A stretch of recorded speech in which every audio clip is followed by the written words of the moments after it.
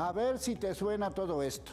Ansiedad, ira, irritabilidad, enojo, mal humor, no duermes, no comes, quieres mandar todo a la goma. Bueno, pues son algunas cosas que tienen que ver con la llamada salud mental.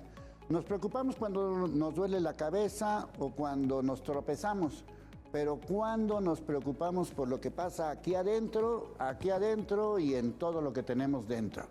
¿Qué pasa con la salud mental? Lo que sí sé es que urgen cambios.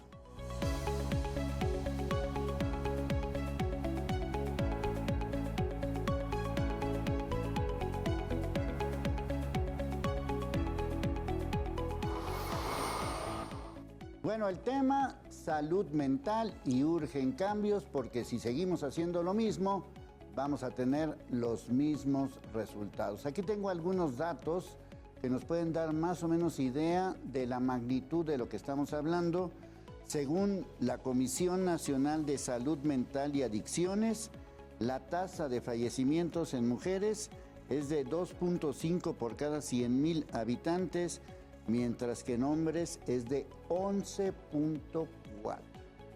11.4. Imagínense de lo que... ¿Por qué más hombres que mujeres? ¿Hay alguna razón?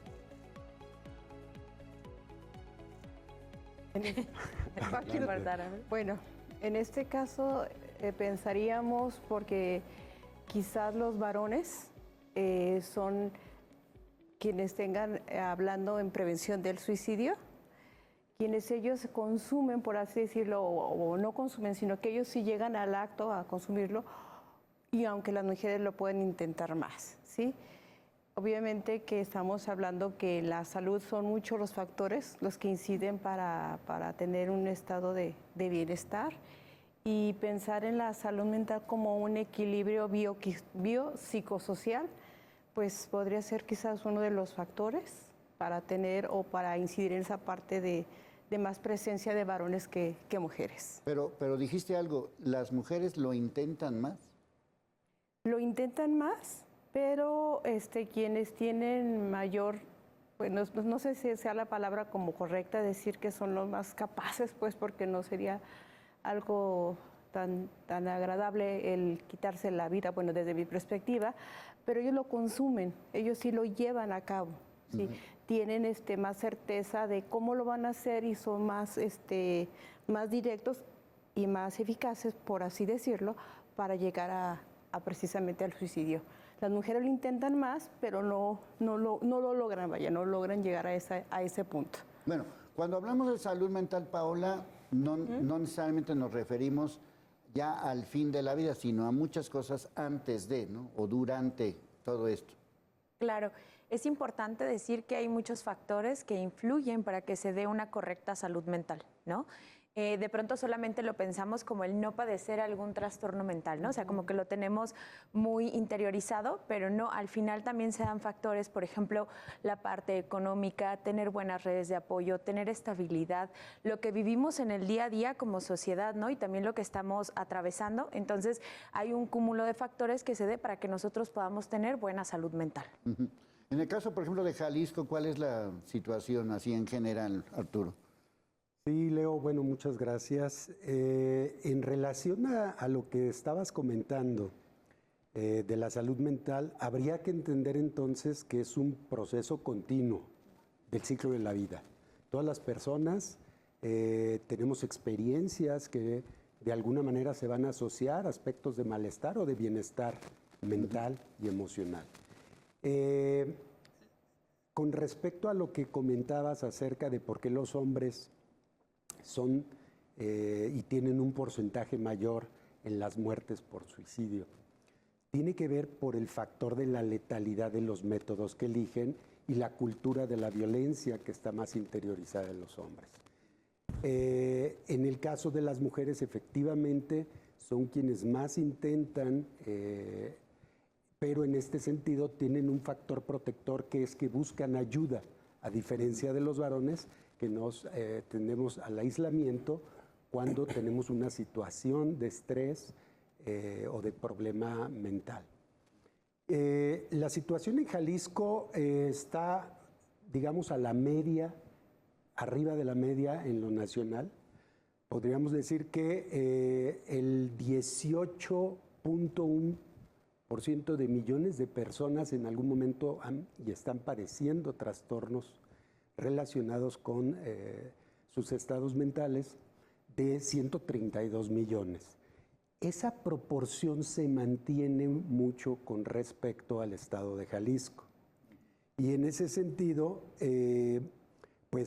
podríamos decir que entre los padecimientos más comunes, que también guardan una relación con lo nacional, son la depresión y la ansiedad, que ocupan más o menos entre el 64 y el 65% de esos 18 millones.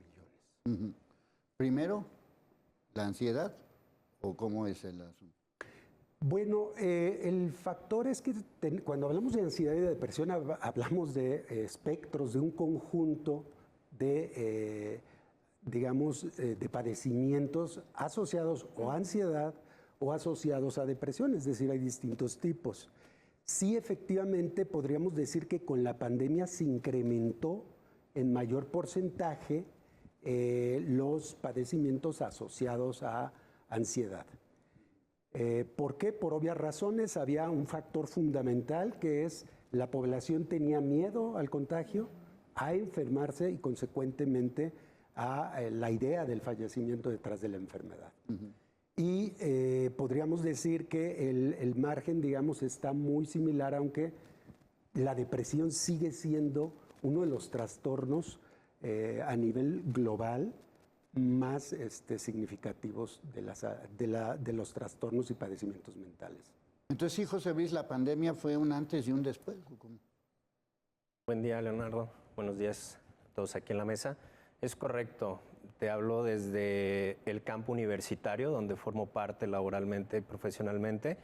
Sí, viene parteaguas de pandemia, desde el vínculo o la relación social que tienen, en este caso, jóvenes universitarios, desde la interacción en el aula, actividades extraacadémicas, concursos, etcétera, etcétera. Sí influye en el estado emocional en los jóvenes, porque se viene una baja emocional en cada uno de ellos, o en su mayoría, por así decirlo, donde se dificulta esta interacción social y, como bien mencionaban hace un momento, se pierden o desestabilizan un poquito las redes de apoyo. Mi mejor amigo ya no está, ya no tengo con quién desahogarme, hay problemas dentro de casa, temas de vicios, etcétera, etcétera. Entonces, sí tuvo un parteaguas esta situación. ¿Tú también lo sientes así en la Universidad de Guadalajara? ¿Hubo un cambio? Totalmente. El fenómeno de la pandemia nos vino a traer diferentes pérdidas. Yo lo veo en el sentido de que perdimos desde la circulación, perdimos la parte social, la convivencia, perdimos seres queridos, perdimos salud. O sea, todas esas pérdidas se fueron transformándonos a nuevas formas de estudiar, de trabajar, de ser en familia. Entonces, todos estos cambios nos llevó también a diferentes tipos de encierros que nos hace precisamente el hecho de sentirnos ansiosos y a la vez también deprimidos. ¿Por qué? Porque estamos en una continua de perder, pero a la vez el miedo de que o contagio, me van a contagiar, y sobre todo cuando teníamos familias quienes podrían salir a trabajar, cuando regresaban y tenían adultos mayores, pues tener las máximas como prevenciones para no contagiar a los adultos mayores, que era nuestra población que teníamos que cuidar. Entonces era ese nuevo estilo de vida que tuvimos durante la pandemia, generó precisamente que se presentaran estos trastornos, que se presentara esa ansiedad y que se presentara la depresión. Pero la pregunta ahorita es ¿y qué pasa ahorita en tiempo de post-COVID? Sí. A pesar de que han pasado así es. años, ¿siguen las secuelas entonces? Así es. Entonces, en este tiempo que estamos en parte del post-COVID, estamos dándonos cuenta que también hay depresión, hay también ansiedad y quizá otros, como nos decía el doctor Arturo, otros trastornos que se podrían ir asociando a esta situación. O sea, no llegó nomás la pandemia y dijo, aquí les dejo esta salud mental, ya me voy y me la llevo. No, pues como que llegó para quedarse. Sí, sí. Ahora sí, y para eso no hay vacunas, ¿verdad? Totalmente. Pero sí, entonces hubo una secuela, o sigue habiendo una secuela. Entonces... Sí. Y creo algo importante ahorita también que compartíamos con esto que mencionaba el doctor Arturo de por qué se da mayormente en varones. Creo yo que también tiene muchos factores del género, ¿no? La cuestión, el acercamiento que tenemos con situaciones de violencia también coloca a las personas en un factor de riesgo mayor, ¿no? Otra cosa que también noto, por ejemplo, es ya no estamos en tiempos de COVID, pero sí estamos en situaciones de mucha violencia, ¿no? Sí. Mucho desempleo y también, tristemente, otras cosas que nos implican o entran los jóvenes, las y los jóvenes, actividades delictivas, ¿no? Entonces también estamos viviendo esto y le aunamos ahí la parte también del consumo de sustancias, ¿no? Entonces son factores que se van uniendo y también van deteriorando la salud mental. Sí, porque además un poco como que, no sé si utilizar la palabra, pero como que se normaliza la situación. Es decir, estamos nerviosos, estamos estresados y como que ya, así es y ya te amuelas, ¿no? Así es, Leo. Ese factor de normalizar alguna sintomatología, algún tipo de malestar emocional o psicológico, sí es un factor que hace que las personas, así aunado a la desinformación, a la poca información que luego cuenta la población en general respecto de cómo cuidar su salud mental o qué es lo que le pasa cuando la pierde, hace que entonces no se busque ayuda profesional, que no necesariamente en todos los casos requiere la ayuda profesional clínica de especialistas, sino de también otras estrategias, por ejemplo, psicosociales o incluso de autocuidado. Es decir, en ese sentido, las personas requieren información que les permita conocer cómo sus estados mentales cambian, se modifican, se adaptan o se desadaptan, que esa fue la condicionante que nos produjo el COVID, que a muchas personas nos costó adaptarnos a esa circunstancia nueva y de salud, que era también un riesgo eminente. Bueno, todo ese tipo de situaciones, todo ese tipo de factores, todo ese tipo de temas que de alguna manera uno se siente identificado, pero que a lo mejor lo consideras normal. O sea, es normal que estemos enojados, es normal que estemos estresados, es normal que sienta o que no quiera hacer absolutamente nada en la vida o que sienta que esto ya no tiene ni principio ni fin. Por eso urgen cambios.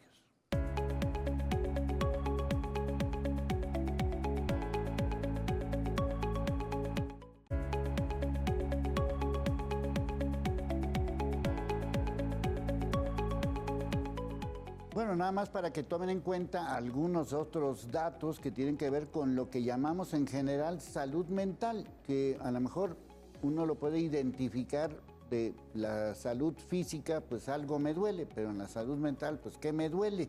Bueno, según datos mundiales, una muerte cada 40 segundos, que a final de cuentas es lo que lleva esta desequilibrio de salud mental.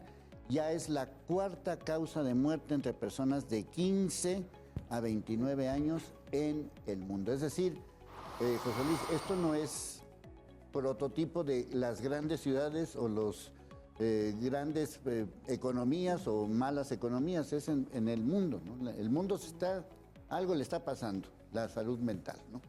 Pero ¿qué te duele? Porque decimos, a mí me duele la cabeza, pero en la salud mental, ¿qué me duele, no?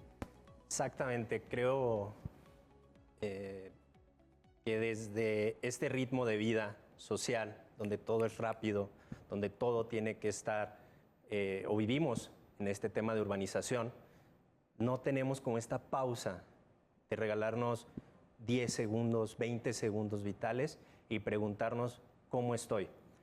Hace un momento hacíamos referencia a normalizar ciertas cosas desde la pregunta, desde mi perspectiva, ¿cómo estás? Y en automático decir, bien, y recibir la misma respuesta, bien. ¿Y por qué no hacer la pregunta, ¿cómo estás de verdad? Para darle un toque más profundo al saber o identificar cómo está la otra persona. En ese sentido, creo que el mundo, como bien comentas, distintas ciudades, países, urbes, va en ese sentido de prontitud, de rapidez y no de detenernos y decir, físicamente estás bien y mentalmente, ¿cómo estamos?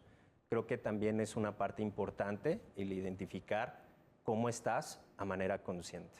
Sí, porque a final de cuentas es quizás la pregunta más importante, ¿no? Es decir, pues yo tengo miedo de perder mi trabajo, me causan muchos problemas o me afectan los problemas que le pasan a mi familia y como que nadie entra en la secuencia de, bueno, ¿y esto qué? ¿En qué te afecta? ¿No? ¿Cómo podemos un poco como identificar esta parte de decir, ¿cómo estás? A decir, pues estoy de esta manera, mira, me siento así, así, así y así. Una parte importante sería en lo que decimos normalidad, es preguntarnos, que nosotros nos preguntáramos ¿por qué estoy durmiendo demasiado? O quizás ¿por qué estoy comiendo demasiado? O quizás sea porque ando demasiado irritable o porque ando demasiado lagrimoso, pero no nos damos a veces el tiempo como para preguntar nuestros estados también emocionales. Quizás o sea, comer mucho o no comer es un algo, ¿no? O sí, dormir es mucho, como o no dormir. esos alertas, son como las primeras alertas a poquitos amarillos, decir, duermo demasiado, los fines de semana prefiero estar aislado, no convivir con nadie, no me interesa a nadie. Además, otro aspecto importante es que ya no tengo tanto interés en mis actividades tampoco de trabajo, ya no me interesa ir a trabajar, estoy siendo un renuente a trabajar, me estoy descuidando de mi persona. Entonces, como todos estos aspectos que podrían ser normales, no están tan normales si yo me pongo ante el espejo y me los pregunto. No espero que el otro me diga cómo estás, sino que yo me pregunto cómo estás. Cuando yo me pregunto cómo estás y me empiezo a responder y me veo y digo, bueno, ya estoy descuidándome, estoy comiendo demasiado, estoy demasiado irritable, me molesto con todo el mundo, le grito a todo el mundo, pues esto ya no está siendo tan normal, ¿sí? ¿Qué otros focos amarillos, como dices tú, o focos rojos? Creo que coincido con esto que dice la doctora Patti, como la parte del aislamiento, ¿no? Pero también veo como la baja de interés, actividades que anteriormente me podían parecer interesantes, ¿no? Como si llevamos cierta rutina y estas actividades las hago ahora sí vamos a entrarle otra vez a la normalidad, ¿no? Pero como si son actividades que desarrollo en mi vida cotidiana y después baja el interés, ¿no? Ya no tengo interés como de hacer las actividades, quizá hay hasta la parte de la socialización que es tan importante, ¿no? La voy cortando, por ejemplo, estas reuniones con familia, con amigos, cada vez comienzan a ser menos, ¿no? Cada vez estoy más en casa y también notar que puede haber una sensación como de desamparo, como una tristeza como profunda, ¿no? En algunos casos, porque también es importante decirlo, que no siempre se llega a presentar, ¿no? Entonces, en algunos casos también creo que es importante, muy importante también la parte de una educación emocional, o sea, que comencemos a socializar las emociones, cómo se vive la emoción, ¿no? Y también la importancia de reconocerla en el cuerpo, prestarnos atención, ¿no? Sí, sí. Sí, porque también otra parte que quizás normalicemos es, ya que estábamos hablando de jóvenes, bueno, es normal que los jóvenes no te hagan caso, es normal que se queden encerrados en su cuarto todo el santo día y no te hablen, es normal que les dice uno algo y no te contestan. Bueno, ¿es normal eso? Bueno, creo que cuando definimos que la salud mental tiene que ver con el curso de la vida y que tiene que ver con un proceso continuo, este va a impactar en 5 áreas fundamentales. En tus emociones, ahí hay varias alertas, o de bienestar también, en tus pensamientos y en tus comportamientos. Sin embargo, estas 3 áreas o estas 3 dimensiones se relacionan con 2 que son fundamentales y que es el cuerpo, tu corporalidad, tu parte biológica y con tus relaciones. En esas 5 áreas es donde se van a reflejar estas alertas, alarmas, pero también los estados de bienestar. Desde estas dimensiones los vivimos. Cuando yo me siento bien también va a impactar en estas. Están articuladas de manera inevitable.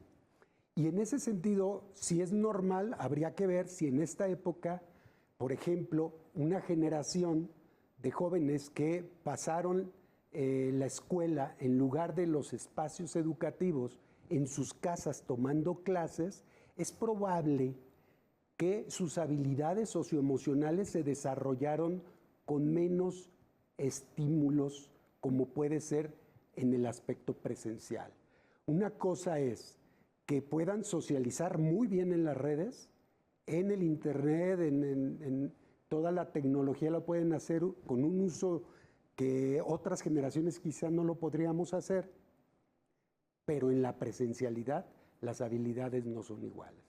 Y entonces o sea, me siento más a gusto chateando que estando en la mesa comiendo con otros y platicando, por ejemplo.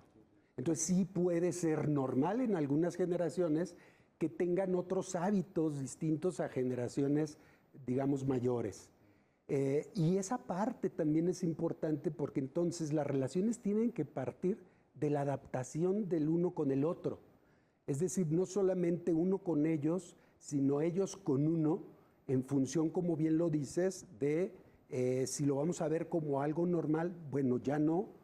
Si empezamos a integrar un conjunto de alarmas, por ejemplo, aislarse, por ejemplo, estar irritable o llorar sin motivo aparente, tener algún tipo de deuda, tener dificultades en las relaciones, no tiene amistades, no socializa con otras personas.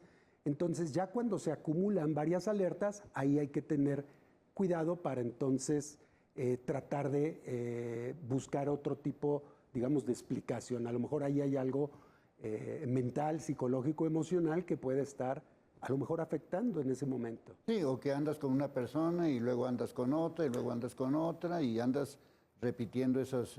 o personas que no tienen nadie, ¿no? O sea, que por más que le busquen, aunque sea... Porque hay otro fenómeno que es el de que estos aparatos se están convirtiendo en mi fuga, ¿no? O sea, Alexa, me siento mal, ponme canciones bonitas, ¿no? O Alexa, ¿qué hago? Porque me siento deprimido. Y alguien, una Alexa, te va a decir, pues mira, no sé qué y no sé cuánto, ¿no? Ya se convirtieron en tus ayudantes, como quien dice, ¿no? Exactamente, Leo. Bien lo comentas, desde autodiagnosticarse en ChatGPT, que puede generar, hay una situación desfavorable para el joven, en este caso hablando de ello, o, no sé, realizar un test en internet y decir, tengo tal tendencia. O en tal aplicación. Exactamente. Entonces, también, ¿qué están viendo los jóvenes? ¿A qué se están acercando?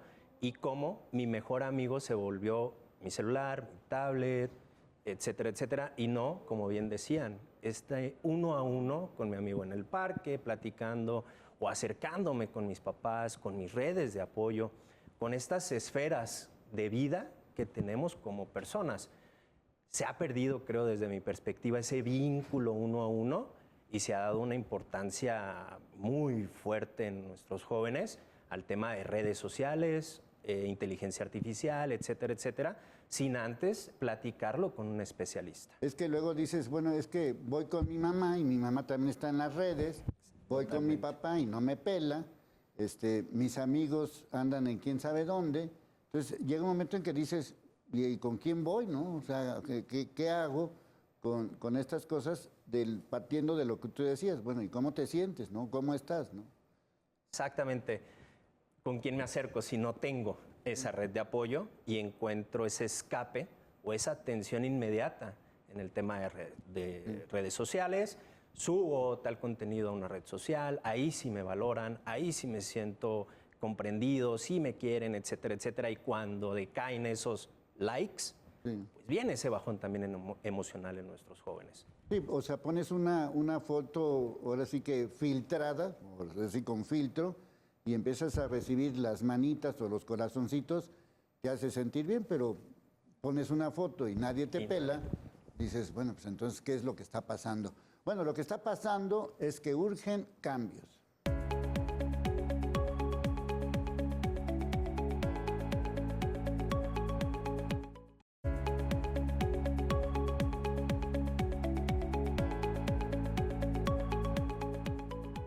Bueno, ojo, ojo, ojo, porque ya quedamos que no es normal que te sientas mal. Eso no es normal. No tiene nada que ver ni con tu condición de género, ni con las hormonas, ni con el clima, ni con que no sé qué y no sé cuánto. No es normal.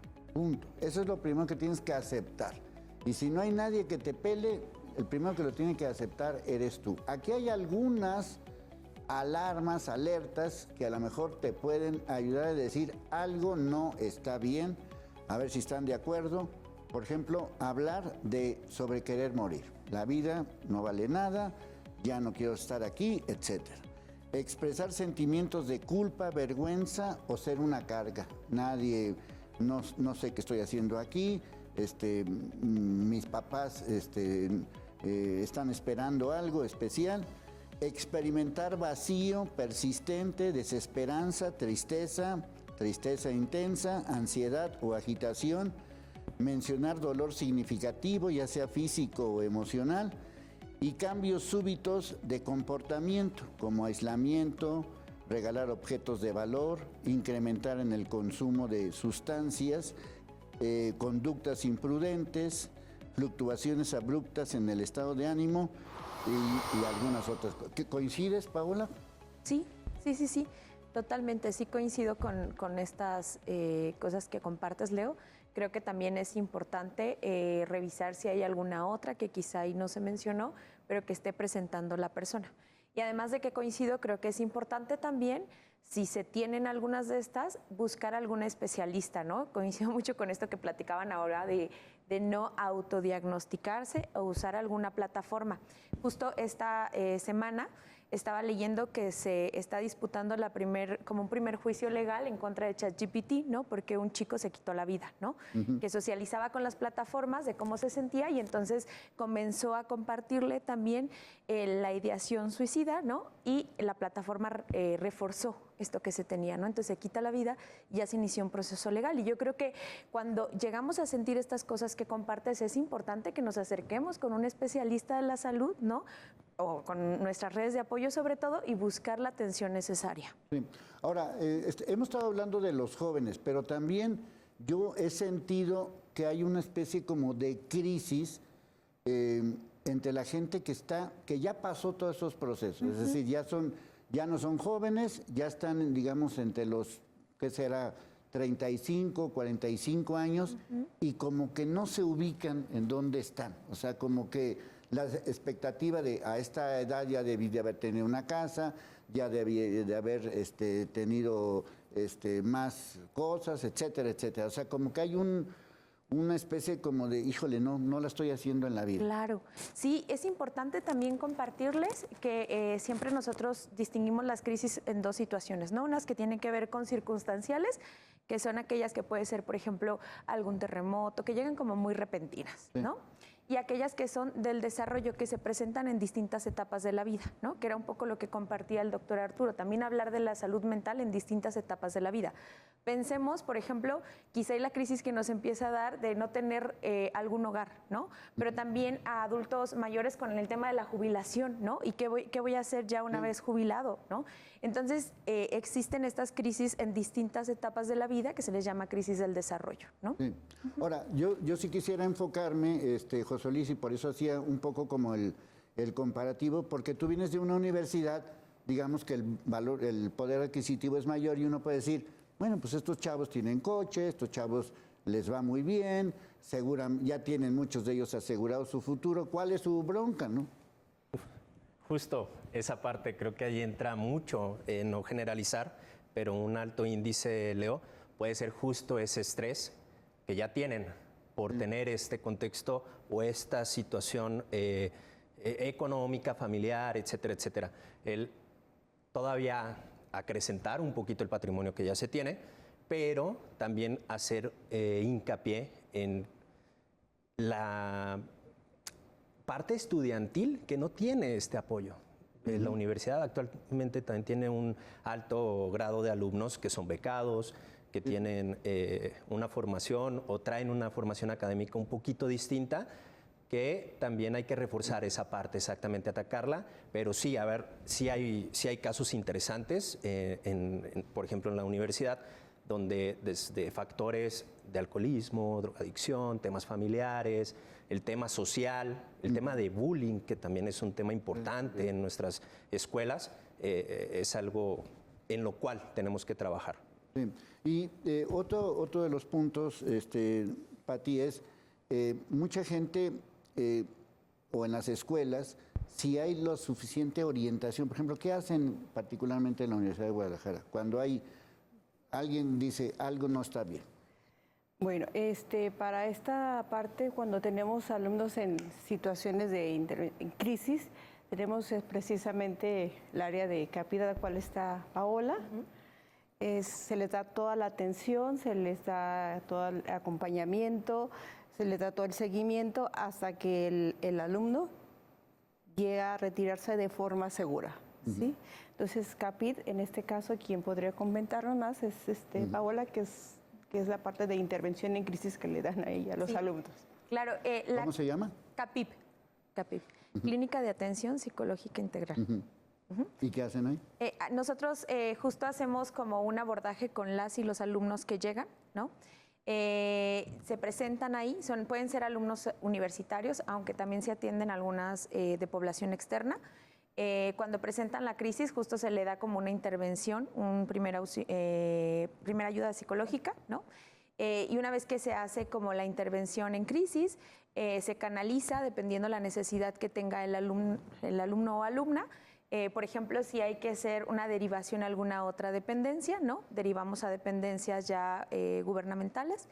Y si es una crisis que realmente se puede controlar en el espacio, justo les damos como la atención y ellos ya se retiran. Por ejemplo, uno de los temas que, no sé, a nivel universitario, que yo he notado es la falta de autoridad. Es decir, los chavos de cualquier, digamos, de prepa para arriba, les vale la autoridad. No respetan a nadie. ¿Sí ha habido algún cambio? ¿Sienten ustedes algo así? Creo que es importante, o sea, lo visualizamos, sí es cierto, esto también creo que son secuelas de pronto que dejó la parte del COVID, la parte de la socialización y también como esta parte de la autoridad, ¿no? Creo que poco a poco se ha ido modificando, ¿no? Sobre todo lo vemos, nosotros pues convivimos con alumnos universitarios y quizá ya no lo tenemos tan marcado como puede ser algún alumno a nivel secundaria, a nivel preparatoria, ¿no? Sí. Pero sí creo que se ha perdido también algo por ahí de autoridad, sí, ¿no? Yo lo digo en el sentido de consejo, es decir, mi autoridad es mi papá y mi papá me va a decir lo que tengo que hacer. Mi autoridad es el sacerdote y me va a decir lo que tengo que hacer. Mi autoridad es el maestro y él me va a decir lo que tengo que hacer. Estamos acostumbrados a obedecer, pero cuando esa autoridad ya se perdió, digo, pues lo que digan o no digan me vale gorro, ¿no? Bueno, no sé si Leo, yo creo que también estamos viviendo una época en donde a las nuevas generaciones se les ha educado en función de los derechos. O sea, eso no pasó en generaciones mucho más. No te atrevías ni a... Y de hecho, lo que se comentaba era que con la pura mirada te decían tus padres, hasta aquí llega, quieto, ¿no? Quieto. Quieto. Actualmente creo que las generaciones son distintas. Efectivamente, la pandemia generó circunstancias, pero también estamos hablando de una generación que ya no permite incluso algún tipo de broma sexista o con misoginia o desde una perspectiva que sientan que les agreden. Y entonces probablemente esto, aunado a que las familias han cambiado, que la autoridad familiar, después de hablar de una situación donde las familias se han recompuesto, ya son distintas. En muchas familias solamente hay uno de los padres, la madre o el padre. Son generaciones producto muchas veces de las separaciones. Eso creo que ha provocado una generación que definitivamente es más autogestiva y que por eso busca la información, el conocimiento a través de la tecnología, porque bueno, pues finalmente se ha vuelto un recurso de vida incluso. Sí, porque esta situación de que pues mi mamá resulta que ya no es mi mamá, mi papá resulta que no es mi papá, pero convivo con un hermano que no es mi hermano y así un relajo, ¿no?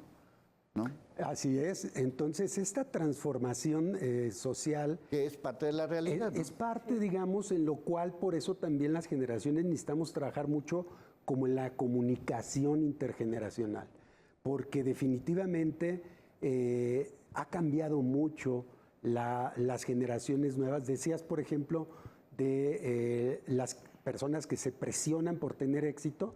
La generación de los 30 años es la que más se presiona por tener éxito antes de los 30. Sí. En función de entonces de la generación, por ejemplo, de los 35 a los 45, probablemente el tema de encontrar o no encontrar una relación estable, porque también definitivamente las relaciones son menos duraderas. Se ha hablado ya de que, pues bueno, si no funciona, pues simplemente pues no le buscas y buscas otra relación, y hasta que finalmente el asunto es qué tanto aprendemos de cada relación que vamos teniendo. Sí, tienes 37 años, tienes 2 hijos, pero no tienes pareja. Un hijo es de otra y otro es de otra, el papá ausente, la mamá ausente, bueno, en fin, una serie de situaciones. Sí, entonces las autoridades representan ser otras cosas, ¿no? Entonces, creo yo que hay una generación más crítica en ese tipo de aspectos de valores sociales y culturales, pero también es cierto que con otras herramientas socioemocionales. Sí hay una menor habilidad en las generaciones actuales que se manejan más a través de las redes para socializar, digamos, fuera de la red, fuera de la tecnología. Sí, porque antes pues no faltaba que en tu cuadra, en tu coto, en tu barrio, en tu entorno, pues te ayudaba la vecina, te ayudaba el señor de la tienda, te ayudaba el policía, te ayudaba el sacerdote, te ayudaba la tía de no sé quién, y ahora pues llegas a tu casa o a tu entorno, a ese coto, a ese barrio, a esa cuadra, y todos están encerrados, nadie sale, nadie juega, no convives con nadie, y entonces ahí también empiezan una serie de cosas. Pero bueno, la pregunta es, ¿qué cambios necesitamos?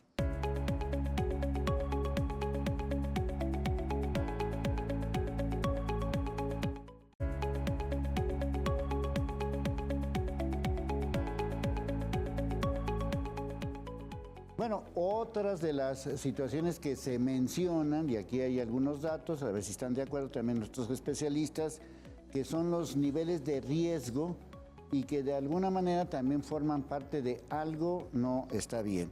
La ansiedad, que ya habíamos dicho, la depresión, la autoimagen negativa, o sea, estoy mal, nada me complace de mí mismo. La adicción a la tecnología, pero más que adicción es como ahí tengo mi refugio. La autotendencia a la lesión, que en muchas ocasiones te lleva a otras cosas. La tendencia del bullying, ya sea que agredas o que te agredan. Y el control de los impulsos. Bueno, a ver, ¿qué cambios necesitamos? ¿Qué hace, por ejemplo, SESMA? ¿Qué es SESMA? Para que nos explique. Bueno, el SESMA nace a partir de una ley que se publica el año pasado, en julio del 2024, y que crea el Consejo Estatal de Salud Mental y Adicciones. Es decir, viene la tendencia de la Ley de Salud General, la Ley Federal del 2022, donde integran lo que es la salud mental con las adicciones. Es decir, tratar de atender integralmente porque están muy vinculadas las problemáticas. Y en ese sentido, ¿qué es lo que estamos haciendo? Hace algunos días presentamos precisamente una campaña estatal que va a ser de carácter permanente y en la cual sobre todo esta campaña se llama Para tenerte en mente. Es una campaña que lo que ha buscado son las alianzas. La problemática de la salud mental en realidad nos cruza y nos atraviesa a toda la población. No hay una generación que no pueda decir que no vive con problemas o que no tiene que luchar para mantener su estabilidad emocional y mental. Y en ese sentido la campaña lo que busca es un cambio muy importante a diferencia de campañas anteriores. Nos queremos enfocar no en la enfermedad, sino en el estado de bienestar. Que las personas reconozcan mejor cómo se puede mantener un estado de bienestar y en ese sentido recuperamos la perspectiva de la OMS, de la Organización Mundial de la Salud, donde desde una perspectiva de salutogénica, no centrada en la enfermedad, sino en la salud, buscamos que a través de la salud mental positiva, que son algunos elementos como dormir bien, descansar con calidad, reparadoramente, eso es importante para la estabilidad emocional, para la regulación de los procesos neurológicos al despertar. También la activación física, el hecho de una alimentación adecuada es fundamental. ¿Cuántas personas no padecen de aspectos asociados a la alimentación y que luego pues solamente se quedan con creer que es un aspecto únicamente de su nutrición cuando más bien es psicológico y cómo estos aspectos del sistema gastrointestinal? El poder contactar, eso es algo de lo que hemos estado hablando el día de hoy. Contactar y conectar socialmente es un factor de bienestar mental. El punto no tiene que ser el que sea por la tecnología, el asunto es abusar de que sea solamente la tecnología mi único recurso para hacer conexión. Porque a veces también ahí está el fenómeno de los haters, todo esto que sucede en las redes. Lo que estamos viviendo de violencia y reclutamientos y todo. La violencia, todo el crimen ya se apoderó de muchas formas tecnológicas de seguir en esta parte. El aspecto de ayudar a otros, ya sea con pequeñas cosas o con grandes cosas, genera un sentimiento de bienestar en muchas personas que lo hacen y que lo producen. Y un sexto factor para, digamos, de salud mental positiva que cuida nuestra salud es precisamente la reducción del consumo de sustancias como el alcohol, el tabaco, las sustancias psicoactivas, pero también las adicciones del comportamiento, es decir, lo que decíamos de estar pegado todo el día al teléfono, a las redes, incluso del juego patológico empieza a ser una problemática importante en una población, por ejemplo, de personas mayores que acuden a lugares donde pues eso les genera una sensación de bienestar. El problema es que luego se endeudan, pierden y viene la caída, ¿no? Entonces, estos factores son los que estamos trabajando. ¿Dónde está la abuelita? Ahí en el casino. Sí, de hecho, sí es algo común ver a personas mayores.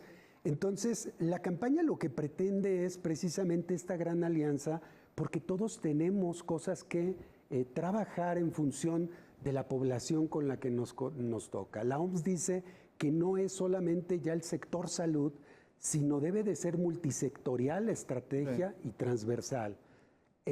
Nosotros buscamos que a través de esto precisamente en unos días se va a dar el día 9 de septiembre un foro transversal que va dirigido precisamente a un aliado fundamental, en este caso Leo, ustedes que son los representantes, los trabajadores de los medios, porque tienen una opinión importante ante la población y el que hagas un programa como este permite que la población se acerque a esa información, que pueda abrir sus dudas y lo que buscamos con este foro es no solo capacitar en temas de cómo los medios podrían seguir colaborando para desestigmatizar, por ejemplo, el suicidio o la enfermedad mental o las adicciones, que son temas que luego se vuelven muy estigmatizantes para las personas que lo padecen. Y la gente que necesita, por ejemplo, ayuda, aquí ¿hay algún teléfono, algún lugar o cómo? Sí, efectivamente, la línea 075, que es una línea de intervención en crisis 24/7, es una línea en la cual pueden llamar ya sea para una intervención directamente la persona que siente malestar, o puede ser el acompañante, el familiar, la persona que está a un lado. ¿No me contesta un robot? ¿Me contesta No, un ser humano? está atendido por psicólogos y psicólogas. No, afortunadamente todavía no. Ansiedad, marque 1. Depresión, marque 2. Hasta que te produce tanta espera, ¿verdad? Estar a la cola de la llamada. No, es una línea 24/7 y esta línea permite que también recibas orientación en dónde están los servicios más cercanos, el que te contacten a otros servicios también de urgencias, porque también eso es importante. A veces las urgencias, por ejemplo, médicas, primero tienen que atenderse, por ejemplo, una persona que se cortó, que tuvo una tentativa, que tomó algo que le puede producir un daño físico. Es algo que primero se le atiende en una instancia de salud médica, ¿no? Y posteriormente ya en los espacios de urgencias médicas, ya saben que de ahí se canaliza un servicio de salud mental. Bueno, ¿qué otros cambios necesitamos o podemos hacer? Bueno, aprovecho para también contarte en el aspecto universitario. Nosotros como universidad estamos también creando.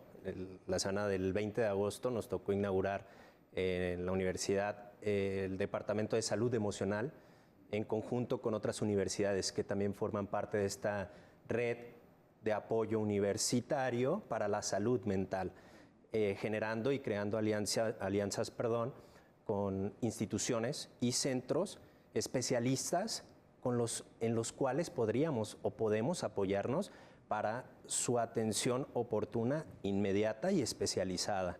Nosotros como institución estamos en este campo innovando, de hecho probablemente trabajemos en conjunto en ello, de hecho la Universidad de Guadalajara está ahí en este tema de salud emocional y creo, respondiendo a tu pregunta, Leo, el qué hacer o cómo hacerlo es dar estos pasos de promoción, sensibilización y concientización de qué siento, cómo estoy.